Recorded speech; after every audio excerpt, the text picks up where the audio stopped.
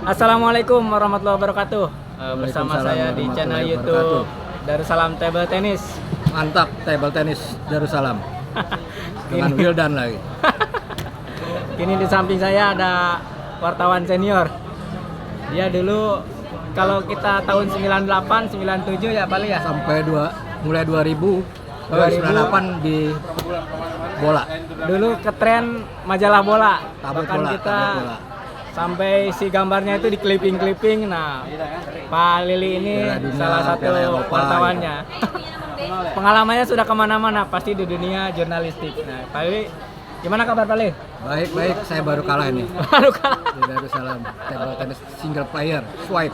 Tinggal player, Pak Lili yang keberapa kali nih ikut di kegiatan Ini turnamen kayaknya ini? udah nggak kehitung, kayak 5 kali, 4 kali kayaknya udah nggak kehitung. Tapi good job lah buat ini table tennis Darussalam. 8 meja sekarang, pernah 10 meja, itu satu yang luar biasa. Kemudian juga didukung oleh Yayasan Darussalam sendiri, masjid sendiri. Itu yang membuat Darussalam dalam penyelenggaraan oke punya. Apalagi didukung juga sama UKM-nya. UKM juga muncul sekarang lagi, anak-anak mudanya lagi, remaja masjidnya itu juga luar biasa. Jadi semuanya dihimpun, semuanya disinergikan sehingga membuat Darussalam table tennis itu punya Darussalam, bukan punya segelintir aja. Itu yang saya kira cukup bagus buat Darussalam table tennis pertemuan. Tinggal nanti bagaimana antara memasyarakatkan dan prestasi, apa mau ke arah prestasi atau enggak, nah tergantung Darussalam. Kalau masyarakat pasal sudah oke punya. Saya tadi beberapa sama pemain udah bilang, kalau sini beberapa kali main orang tuh udah tahu semua Darussalam. Tinggal prestasi aja, mau ada ajang prestasi atau enggak. Jadi dari segi penyelenggaraan Darussalam Table Tennis ini sudah oke punya Udah ya. oke punya, walaupun ya memang ada kritikan soal divisi, hampir umum lah, Semua lah, normal itu, Bang. semuanya normal lah. Yang penting panitia udah kerja keras, hasilnya bagus, dan semua orang datang lagi. Itu yang saya kira menjadi jaminan. Paling basicnya memang dunia jurnalistik dari Ya, kecil. Dari SD saya udah clipping koran itu. Oh, memang sudah hobi clipping koran. Di SMA saya jadi pemimpin redaksi majalah sekolah. Oh, Majalah Pali sekolah pernah SMA. bikin jadi pimret majalah sekolah. Majalah sekolah SMA 1 Budi Utomo. Di mana itu Budi Utomo? Budi Utomo di Jakarta. Ketahuan SMA banget. di Jakarta. Ah. Di Jakarta. Aslinya Jakarta Pali ya? Lahir besar Jakarta. Di Jakarta. Nah, waktu SMA jadi pimret majalah. Nah, itu. Majalah SMA 1. Nah, itu berbagi dulu kan memang eranya era media Media publikasi cetak, itu kan media media cetak. cetak. Nah, dulu strateginya gimana, Ya. Pak? Bisa. Dari itu kalau di majalah sih gampang, sekolah tuh karena basis tiap masanya kelas- udah ada tiap ya? tiap kelas bisa aja nyumbang iuran buat biaya cetak. Itu udah. Nah, kalau untuk ke media umumnya, media cetak waktu itu memang tergantung juga pada pada pemasarannya bagaimana sehingga bisa menjadi Di SMA obat itu di majalah SMA itu sudah pakai model media apa? Media cetak, apa? media cetak. Enggak, sudah ada mode pasang Oh, iklan, belum pasang iklan, ada itu nirlaba. Oh, nirlaba. Itu kita untuk sekolah aja, kegiatan sekolah. Dari situ mereka bisa juga anak-anak sekolah aja SMA itu tiap kelas itu nimbang tulisan. Oh, iya. Tulisan dibuat di majalah sekolah. Terus setelah itu naik karir di mahasiswa masih pegang juga? Saya milih karena dari SD, SMP saya pernah nulis kegiatan sekolah tuh dimuat di Kompas. Oh, waktu SD. SMP, kegiatan SMP saya. Waktu SMP sudah tulisan Pak Lili ini sudah sampai dimuat di Kompas. Tapi kegiatan sekolah. Oh, kegiatan Soal sekolah. Kegiatan sekolah. Ah. SMP, SMA tambah lagi. Nah, saat itu saya bilang kepada guru saya mau sekolah jurnalis di mana? Kalau nggak bagi dua satu persatu. Yang seperti media. Saya belum tahu tadi jurnal, ilmunya tuh jurnalis atau bukan. Belum tahu dia SMA. Akhirnya saya diarahkan sama guru. Ada sekolah swasta, sekolah tinggi publisistik. Oh, ada memang jurusannya publikasi. Itu swasta, adanya di dulu sekarang ini kampusnya di Lenteng Agung, ISIP itu, Institut Ilmu Sosial dan Ilmu Politik itu sekarang. Iya. Kalau dulu itu namanya Sekolah Tinggi Publisistik. Kampusnya tuh nebeng di Sekolah Kanisius. Oh, Kanisius. Ya, karena nebeng itu isinya semuanya wartawan yang sekolah itu. Sekolahnya sore. Kelas karyawan. kelasnya sore, mau karyawan mau enggak di situ numpuk semua. Oh, Hampir mainnya. semua wartawan tuh kuliah di situ. Kuliahnya Jadi, sore? Iya di sore. Paginya mereka cari berita. Kayak saya belum dulu kerja di media itu. Paling setengah tahun lah saya di situ sekolah. Teman-teman saya tuh wartawan semua, ada wartawan Olimpik, wartawan Sinar Harapan, dosen ada wartawan semua. Niat saya hanya mau kerja aja, jadi kerja sambil kuliah gitu. Makanya saya pilih sekolah sore. Akhirnya saya ngelamar kerjaan tuh. Ada dulu kan di koran tuh ada clipping apa iklan apa mini. Iklan mini dicari lowongan. Saya cari situ sales eksekutif farmasi, perusahaan farmasi. Dibilang sales perusahaan farmasi. Saya datang kebetulan kantornya di Gondang Dia, dekat dengan Kanisius. Pulang kuliah saya samperin situ. Saya bawa lamaran, saya bawa semua. Pas saya lagi nunggu, muncul satu orang. Yulianto, kamu masih kuliah di sekolah TV publisistik? Iya. Ngapain lo kuliah di publisistik jadi sales? Udah jadi wartawan aja di sini. Ternyata itu media publikasi Ikatan Dokter Indonesia. IDI. Langsung direkrut. Jadi saya sekolah kuliah, lulus SMA, langsung kerja itu di situ. Dibawa sama dokter-dokter, baru wawancara tuh dokter-dokter semua. Jadi sampai menteri kesehatan semua ada lulus SMA itu. Udah itu semua. Dari situ saya tahun berapa ya? Kayak masih kerja di IDI. Ini bedah kosmetik.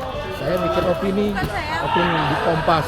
Tulisan dibuat lagi di Kompas. Soalnya terserah kamu. Itu Terusnya harganya seperti soal jadi ini tuh tempatnya. penyakit kusta. Penyakit kusta. Penyakit kusta waktu itu saya anggap tuh kayaknya diasingin. Jadi dia ditempatin di Tangerang, Rumah Sakit Sitanala. Itu dia rumah sakit khusus, kayaknya itu udah bergaul dengan orang kusta, dengan situ kayaknya diasingin. Saya kebetulan nonton film Cassandra Crossing. Ada virus berkembang di kereta.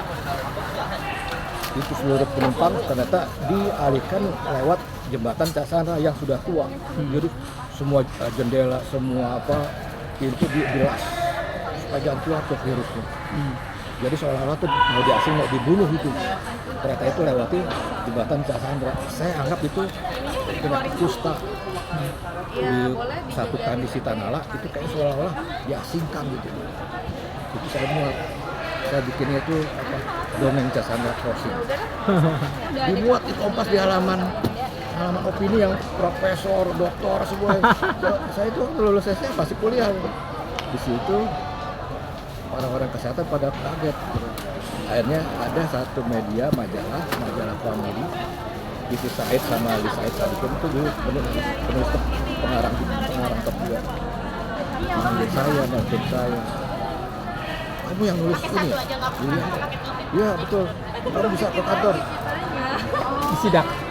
Nah, saya ke kantor udah langsung. Ini Yulianto mau kerja di sini, saya pindah langsung ke situ dengan fasilitas macam-macam. Dari situ Family tapi saya di saat Family itu mau di ID, mau di majalah Family itu setiap ada pertandingan olahraga terutama bola, tinju sama otomotif, saya nggak tinggalan nonton, saya cari TV. Memang hobi saya, karena dari SD saya itu clipping koran olahraga, halaman olahraga saya clipping. Zaman Yudo Hadianto, kalau pembalap zaman John Rin, Niki Lauda, zaman itu kalau petinju Muhammad Ali, Muhammad lawan Ali, Good Fraser, itu yang clipping zaman saya. Terus itu setiap ada apa-apa saya ada pertandingan bola Piala Dunia cari tuh TV buat saya tonton. Setelah itu baru nulis lagi di majalah Form juga ada pertandingan olahraga, saya stop dulu nonton dulu. Terus saya kapan ya saya nulis olahraga. Ini aja ngalirnya saya kesehatan, oke kesehatan. Majalah Family sudah mau collab tutup, saya melamar ke grupnya Kompas, mau bikin majalah wanita grupnya Kompas. Nah itu saya melamar dari ratusan orang, yang diterima cuma 2, saya saya sama Renat Kasali. Renata Kasali. Iya, Renat Kasali itu dulu waktu belum lulus itu sama saya, iya, yang sekarang terkenal profesor sekarang dokter itu. sekarang. Itu berdua itu saya naik motor, boncengan dia belum lulus S1 dia, lagi bikin skripsi. Iya. Majalah wanita yang nggak jadi, itu kebetulan satu lantai sama majalah Hai. Hai. Hai itu ada Asubu, ada saya banyak teman juga sama di Hai. Itu nggak jadi, sementara majalah wanita mau diubah, bikin baru. Nah, bergaya kayak Paris Pets. Saya pikir sih, Mas Yono, saya di Hai aja deh Mas. Oke, kalau mau di Hai saya pindah. Renat, terus tuh ke majalah wanita. Nota Mas Ardi yang saya ke Hai. Di Hai itu saya kesempatan nulis olahraga. Dia bilang, udah kebetulan ada yang megang rubrik olahraga pindah ke bola, ke tablet bola. Saya belum ke tablet bola tuh, grup juga, grup kompak juga. Saya di situ bikin artikel olahraga sampai saya mainnya di perpustakaan aja, bikin olahraga itu di perpustakaan. Sampai satu saat artikel saya itu dibaca sama Kompas. Dibaca lagi. Redaktur Kompas. George Thomas ternyata juara catur, bukan hanya nama dia berikan di Piala Thomas di bulu tangkis, tapi juga dia tuh juara catur, juara tenis meja di Inggris. Bagus gitu. Jadi bilang, lo nulis gini, datanya dari mana lo? Saya ngarang kan. Ada itu di perpustakaan Kompas itu, di perpustakaan. Saya ambil cari, ini dia George Thomas. Jadi profil George Thomas. Udah sih, lo mau ke Kompas? Begitu. Dia lo ke Kompas aja. Oke. Jadi saya diam-diam tuh. Kan diam soal kepindahan nanti biar orang atas. Karena satu grup tadi. Oke, siapa aja? Ternyata ada kebijakan baru di Kompas. Wartawan baru harus magang juga 6 bulan di bidang-bidang lain, bidang politik, bidang budaya, bidang ekonomi. Saya nggak mau. Saya bilang saya udah tahu Kompas itu olahraga, kenapa saya harus ke tempat lain? Udah, maka saya udah. Saya di Hai aja udah nulis olahraga. Main lagi ke perpustakaan bola saya, cari majalah, bikin lagi artikel di Hai. Ada ke basket, saya bikin tingginya berapa senti, tapi dia nggak NBA. Bola kayak merasa kecolongan juga. Ini kok di Hai ada artikel Bagus. begini kok, ada po basket itu yang buat Yulianto itu yang orangnya suka kesini pakai sandal jepit tuh. Oh dia. Suatu saat ketemu saya sama redaktur ya, udah, Li, lo mau ke bola? Jadi gak jadi Kompas ke bola? Oke, nah dari itulah saya ke bola itu. Ke bola terus saya sampai Piala Dunia, Piala Eropa nanganin halaman sepak bola, halaman otomotif juga sampai karena bola menjadi the best tablet, the best media cetak. Ya waktu 98 2000 aku seri A saya, Itali lah. 98 Piala Dunia Prancis saya ke sana. 94 Piala Dunia Amerika saya ke sana. Jadi Piala Eropa 92 ke sana. Piala Eropa 96 di Inggris, 92 di Swedia, Inggris ke sana. Nah, pada 2000 99 ke 2000 lah. Saya punya teman itu pemain tenis meja nasional. Saya tuh belum kenalan sama tenis meja tahun 2000. Siapa waktu itu? Anton Tuseno? Farid Rahman sekarang komisaris utama BJB. Terus dia teman SMA. Kita kenal, udah kita bikin kelompok tim tenis meja. Gimana? Ada kongres PT Messi. Berhasil tim kita menduduki ketua umum, berhasil memilih ketua, kita berhasil tim kita jadi ketua. Dan saya di situ jadi wakilnya Farid, sekjennya Farid, wakilnya saya. Disitulah saya berkenal tenis meja. Ada turnamen internal tenis meja, antar pengurus, semua pemain nasional. Farid, Faisal Rahman, Tony Merindi, Nama Renusu, Sugak Utomo, udah semua pemain. Lah, saya nggak bisa main pingpong ini. Pas dikasih mental terus gak licin, mental. Udah paling pakai yang ini aja, pakai yang apa ini tidak saya bintik. Oh ini enak nih. Sampai situ saya udah bintik itu, tapi main gitu-gitu aja udah terus ukur-ukur dari situ. Gaul Tenis sama meja tenis meja. sampai 2008 kan. Sampai 2008 saya lihat kurang bagus. Akhirnya yang saya dengar 2010 bikin. Ini mejanya untuk BSI. BSI sudah datang.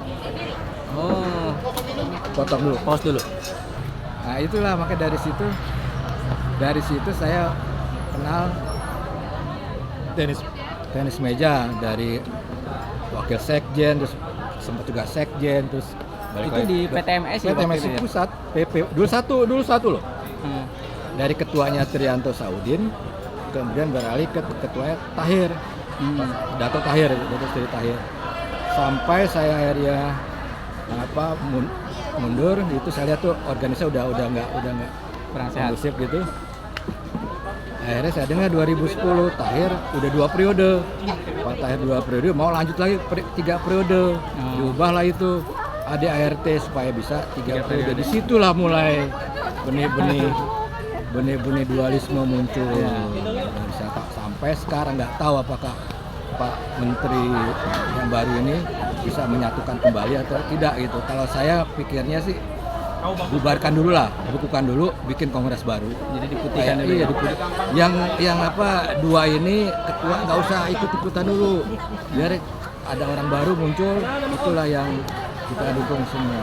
Nah, saya juga kan baru sebetulnya di tenis meja ini karena di pandemi aja. Cuman kalau dulu main tenis meja di kampung. Cuman saya lihat kenapa kok tenis meja ini kayak olahraga yang terpinggirkan, padahal sebetulnya sama-sama memasyarakat gitu. Nggak sama ngetren dengan sepak bola, dengan voli atau apa. Mereka kan kalau event itu sponsornya itu berjejer dan sebagainya. Tandanya kan trennya itu lebih kuat. Kenapa itu kira-kira Pak? Nah, semua itu dari prestasi, prestasi cabang yang bersangkutan. Iya. Berbeda mungkin dengan sepak bola ya. Sepak bola prestasinya masih tingkat Asia Tenggara, tapi sudah populer karena cabangnya populer sepak bola. Iya. Ada tontonan dari luar, tontonan di dalam juga populer, walaupun memang prestasinya kurang. Kalau cabang-cabang yang non sepak bola, yang salah itu prestasi harus diutamakan dulu. Dengan prestasi tinggi, semua itu mengikut mau media, mau sponsor, mau industri, semuanya ngikut. Nah sekarang bagaimana prestasi tenis meja sekarang? Yang saya tahu sekarang ini di SEA Games kemarin satu-satunya cabang yang tidak memperoleh medali ya Tenis meja. Itu memprihatinkan sekali. Padahal target master lampaui, kita posisi kedua cukup bagus gitu. Artinya prestasi keseluruhan bagus. Hanya prestasi tenis meja dari 10 tahun, satu dekade lah boleh dikata Hampir 12 tahun. dua periode ya, satu dekade 10 tahun, satu periode 5 tahun, satu dekade 10 tahun, dua periode kepengurusan. Ini yang vakum. Yang saya pernah bawa Gilang dan Vicky waktu kejuaraan pelajar ASEAN tahun 2005. Itu mereka dapat emas juara. Itu bibit unggul, tapi karena begitu dia masuk dewasa, masa-masa emasnya itu kepemimpinannya sampai dualisme, itu mereka hilang begitu saja. Masa-masanya mereka kehilangan hilang panggung ya. Sama masa-masa si Vicky Supit itu hilang masa-masanya. Sekarang baru gak belum muncul karena kaitan kepada masih 2 periode, dan di Seata juga belum satu suara. Di Seata adanya, di Asia Tenggara adanya adalah kelompoknya Ugro. Sementara yang kuat-kuat yang saya amati, pemain-pemain di kelompoknya Peter. Ini yang menjadi dilema tersendiri gitu, seperti itu. Mau apapun, mau industri, mau promo, mau media, semua itu kalau nggak prestasi, Karena memang kan nggak bagus. media publikasi juga menyorot hal-hal yang memang angle-nya menarik. Salah satu yang menarik itu salah satunya prestasi mungkin ya kan. Iya. Ya majalah-majalah apapun kenapa nggak memuat tenis meja ya? Tenis meja juga Iya, brandingnya dia nggak kuat. lemah gitu ya. Media kalau mau meliput ya tenis meja nggak ada prestasi.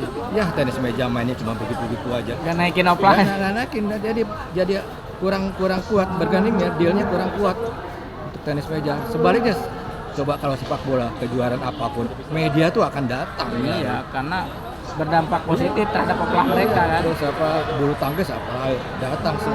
Sekarang volley dengan dia apa banyak turnamen dalam negeri maupun luar negeri, mereka sekarang secara langsung ada, sponsor juga rame, sehingga ini kuncinya di prestasi. Sama kerjanya adalah PB induk organisasi.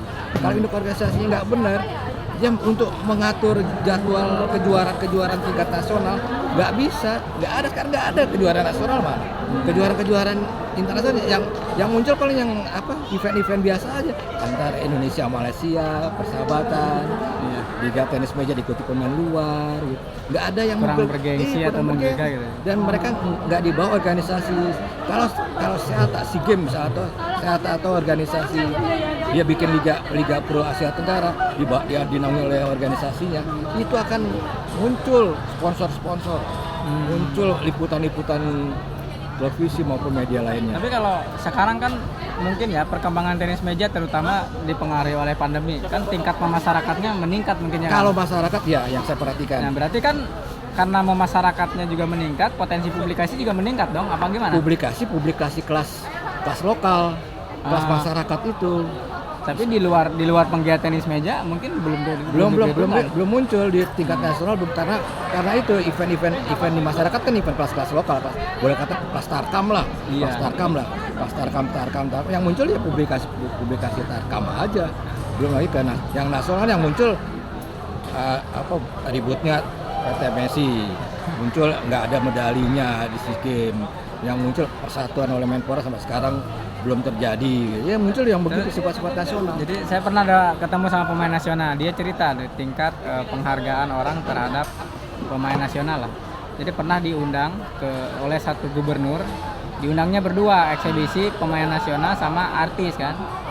Yang pemain nasional itu bayarannya 1:6 sama artis.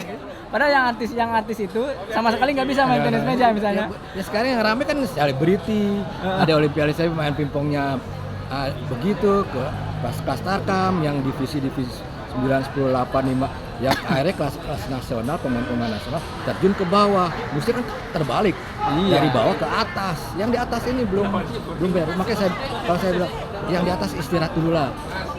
Kalau dia cinta kepada tenis meja, kalau dia hobi tenis meja, kalau dia cinta kepada atlet, kalau dia ingin meningkatkan prestasi atlet tenis meja Indonesia, udah berhenti dulu dulu. Kasih kesempatan orang lain. Kayaknya semua bisa diterima. Yang kayaknya ini kan ego masing-masing aja. Pak Ugro begitu, nggak didukung oleh Pak Peter di depan ini aja. Nggak berhenti lah. Iya. Nah sekarang gini Bang, kita kepentingannya adalah bagaimana menaikkan rating publikasi tenis meja tanpa menunggu prestasi. Kira-kira gimana strateginya? Kalau mau masalnya sampai masuk dilibatkan artis seperti ini nih. Datangkanlah artis saja, artis sama pemain nasional mungkin pada ogah mungkin. Artis aja datangin, liputan, cek and recheck, selebriti, media-media televisi pada ngikut itu semua. Dengan gaya Raffi Ahmad, main tenis meja ya begitu aja, liputan langsung 2 jam. Saya lihat tuh antara siapa Mulyadi yang joget lawan siapa itu artis, 2 jam liputannya. Begitu juga dengan tenis juga. Kalau tenis memang ininya udah besar ya liputannya. Tapi memang susah sih kan, satu publikasi itu kan butuh biaya pasti ya. Ya butuh biaya. Jadi effort yang dikeluarkan oleh pekerjaan publikasi kalau tidak dibandingkan dengan value dari tenis mejanya juga lama-lama pusing juga mungkin ya media publikasi ya. Value dari tenis meja bisa value dari sponsor bisa aja kan. Yang biaya media adalah sponsor misalnya gitu bisa juga.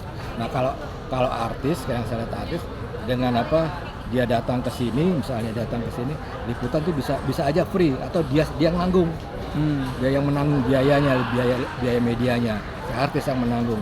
Muncullah mungkin walaupun nilai publikasinya di acara-acara ya sip gitu, acara-acara yang tapi artis. Itu berdampak nggak Kang kalau misalnya kita ya meskipun akhirnya itu kan sebuah keterdesakan kita berkolaborasi dengan dunia selebriti, tapi itu juga ada kemungkinan nggak bahwa pingpong ini bakal bergeser arah karena untuk arah prestasi kita mentok, mentok dengan regulasi lah, mentok dengan konflik. Akhirnya menjadi pingpong selebritas gitu. Gak perlu jago main, yang penting Nah itu akhirnya apa yang ingin kita capai. Kalau cuma publikasi massal mungkin bisa, tapi prestasi nggak bisa. Sebaiknya memang dua-duanya, massal oke, prestasi oke. Iya. Dan gaya tenis itu yang saya ambil. Dia walaupun si Raffi Ahmad main tenis, dia ngundang PB Pelty. PB Pelty-nya diundang. Jadi ada beberapa tokoh tenis, mantan pemain tenis, Yayu Basuki datang, Hendrik Wijaya datang.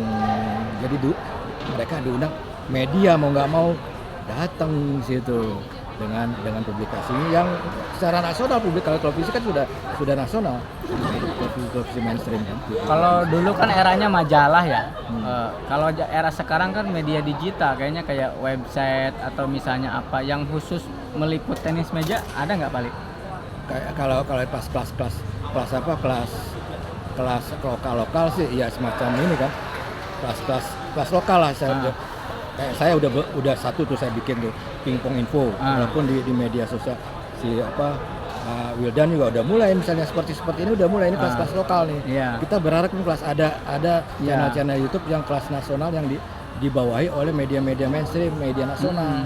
Ini yang belum muncul, belum ada. Nah kan maksudnya tuh dulu di sepak bola kan ada bola. Bola itu kalau yang nasional begitu belum media cetak. Belum ada, nah belum sekarang di tenis meja meskipun udah nggak zaman bikin media cetak. Nah media digitalnya yang kontennya itu sama seperti dulu bola di sepak bola itu kan belum ada. Belum ada. Hanya dulu ada tuh namanya media jurnal. Itu bikinan Pak Adi juga pemain pingpong juga dia. Itu khusus meliput tenis meja. Tenis meja dari kampung sampai nasional. Itu media cetak dulu media cetak ya. Gak tahu sekarang masih ada atau enggak ya. Tapi yang saya dengar sih masih ada.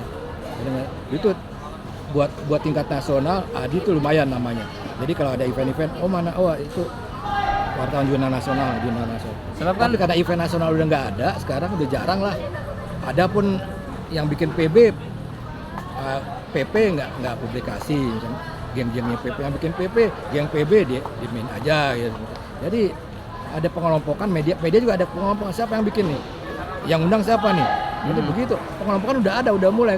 Yang undang Pak Ugro datang, yang undang Pak Peter datang. Jadi pengelompokan sudah ada seperti itu. Soalnya gini Pak, kalau contoh kecil lah DTT. Kalau misalnya memilih untuk serius di dunia event organizer-nya aja, itu kan pasti membutuhkan sponsor. Lama-lama kan pasti kita suruh. Nah, sponsor ini kan pasti kompensasinya kan media kan, media publikasi. Nah, kalau media publikasinya tidak dikembangkan ya kita susah juga dapat sponsor. Iya, itu saling berkaitan. Makanya tadi setali tiga uang. Iya, saling berkaitan. Mau industrinya, mau pemasarannya, kuncinya ada di prestasi. Prestasi ada di dalam liputan media. Media kaitan ke promo, ke sponsor, saling terikat. Yang ini yang belum muncul. Ketika tahun-tahun sebelum ini muncul, tapi juga muncul nggak seglamor misal bulu tangkis, sepak bola maupun voli ya zaman sekarang. Tenis juga nggak seglamor karena itu kembali. Pas dulu zaman Rossi Abu Bakar itu terkenal di media cetak, ada Rossi pasti ada media Rossi kemanapun ada tuh. Saya pernah ketemu pemain nasional juga kan, dia bikin event persahabatan antar dua negara. Demi untuk membuat konten YouTube-nya dia pasang 5 kamera kalau nggak salah. Mas, Kang Wildan, tahu nggak saya demi konten YouTube ini satu kamera berapa harganya gitu? Kameramennya sama editingnya sama IT belakangnya satu kameranya itu 10 juta kan? Pasang 6 kamera kalau nggak, berarti kan 6 kamera aja 60 juta. Kalau dibanding ya iPod-nya gitu apa gitu. Bisa kebayar kak gitu pengalamannya? Modalnya kan subscribe aja sekarang ya. Iya modalnya subscribe aja gitu.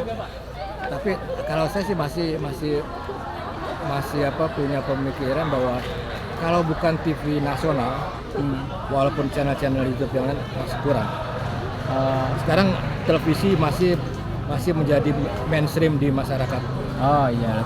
Walaupun terutama ada channel YouTube ke grassroots ya. Ya di masyarakat bawahnya. Televisi masih menjadi yang sasaran utama. Nggak apa-apa ini mungkin lama-lama akan berkembang gitu. Siapa sangka kan jadi Kabuzer dulu, siapa sangka akhirnya bisa kayak model TV kan, podcastnya kan jadi kan. Iya. Artisasi bisa bikin. Nah itu awalnya dia terkenal dengan dia bikin podcast, dia bikin dengan YouTube. mudah. YouTube dan lain-lain sebagai kayak jembatan aja. Dasarnya dia terkenal dulu. Terkenal dari apa? Dari prestasi dia mungkin. Iya, kalau dari muncul sering mungkin kalau dari Corbuzier sebelum dia main terkenal YouTube dulu, juga udah dia terkenal kan dulu di dunia binaragawan kalau nggak salah. artis-artis sekarang karena modal terkenal dia bikin podcast, bikin Iya, YouTube bikin jadi media mudah. sendiri ya. Jadi lebih mudah gitu dibandingkan misal Wildan misalnya. Baru paling ke tenis meja kelas DTT mungkin. Buat belum yang lain karena saya juga paling ya orang-orang sepak bola, orang-orang apa itu baru. Tapi kalau artis yang udah punya mungkin penggemarnya banyak ya di IG-nya dan mungkin di Facebook-nya dan di apanya, Twitter banyak, udah otomatis kayak jembatan aja udah. Nah ini yang belum ada.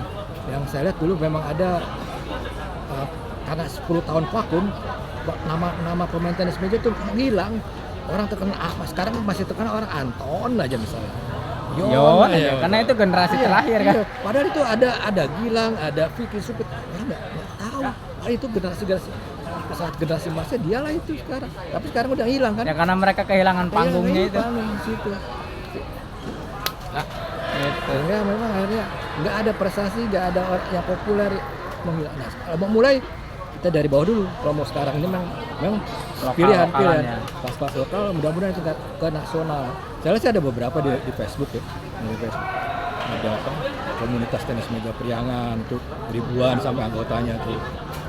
Walaupun sifatnya ya, walaupun saya lihat baca, wah ini apa? Karena dia pro sama Peter dipublikasi. Ya Ugro nggak dipublikasi gitu. Memang saya pernah nih iseng tentang pentingnya publikasi ya. Saya waktu turnamen kemarin tuh lagi pusing-pusingnya nih nyari uang. Saya bikin tulisan sama poster publikasi, jumlah peserta, jumlah tim, jumlah masjid dan sebagainya. Saya share di 5 grup. Tiba-tiba ada yang telepon. Pak itu kegiatan, Bapak panitia kegiatan ya? Iya, saya bilang. Bapak ini berapa peserta, Pak? Ada 600, saya bilang. Oke, saya support air mineralnya. Jadi hanya karena saya posting tulisan aja bisa mendatangkan segitulah contohnya misalnya. Nah, kenapa tenis meja minim sponsor, minim apa? Mungkin salah satunya karena minim publikasi itu ya kan?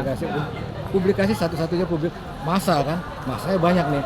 Orang produk-produk sekarang nggak perlu lagi yang massa ribuan. Massa yang 600 tapi kualitasnya bagus. Dia bisa pendekatannya mineral, dia pas satu marketing orang coba gimana rasa airnya, ini gimana ini, dapat dia info, dapat dia masukan, dapat dia market di situ.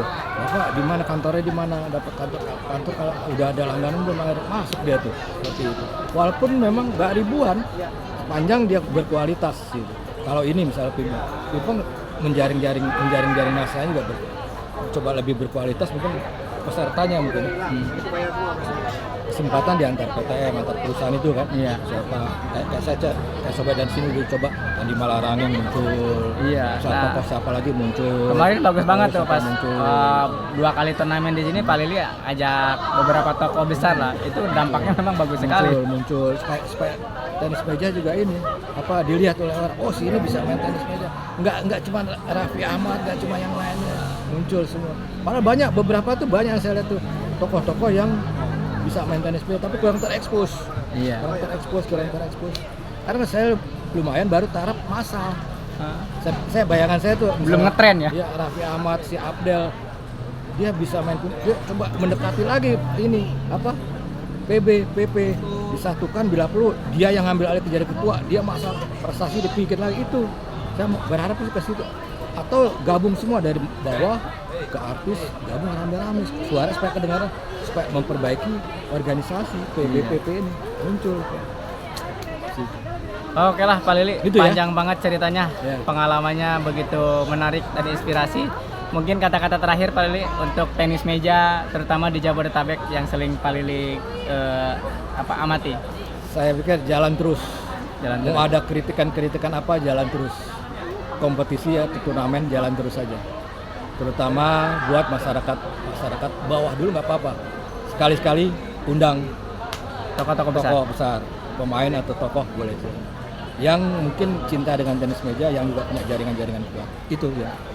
Bisa mengangkat tenis meja. Terima kasih Pak Lili. Oke. Smash lagi, smash terus. Smash terus.